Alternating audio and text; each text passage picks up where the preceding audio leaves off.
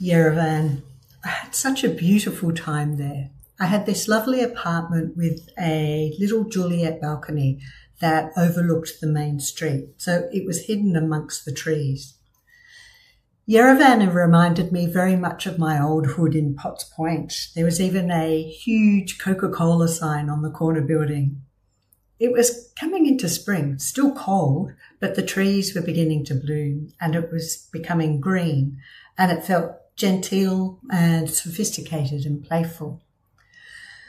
I arrived on Armenian Remembrance Day, so the city was moving through a period of collective grief.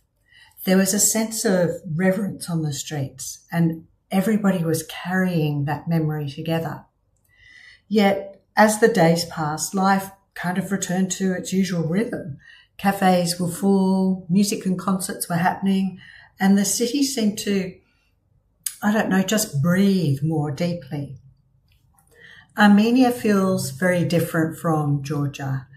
Even though it was still part of the USSR, Georgia carries an unmistakable spirit of resistance and rage. Armenia doesn't have that ongoing defiance.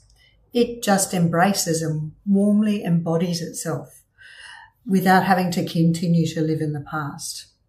There was kind of an ease in the way history and everyday life just occupied the same space. Although the monuments and the sites were just beautiful, my time in Yerevan was more about living inside the culture.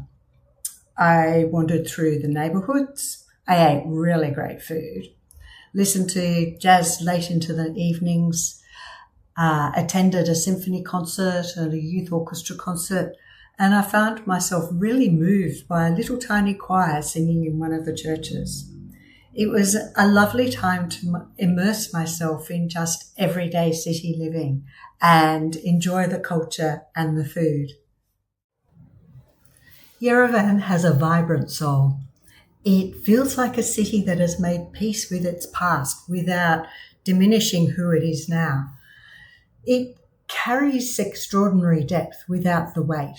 It's got remembrance and a vibrancy with history and contemporary life. It's elegant. People seem genuinely available to one another. Art and music and public life occupy a central place in the city's rhythm, creating an atmosphere that feels curious and very connected and deeply human. What the waltz whispered: remember the past with gratitude. Live the present with your whole heart. That is how civilization continues. So we remember the past and let it go to embrace the life and love now.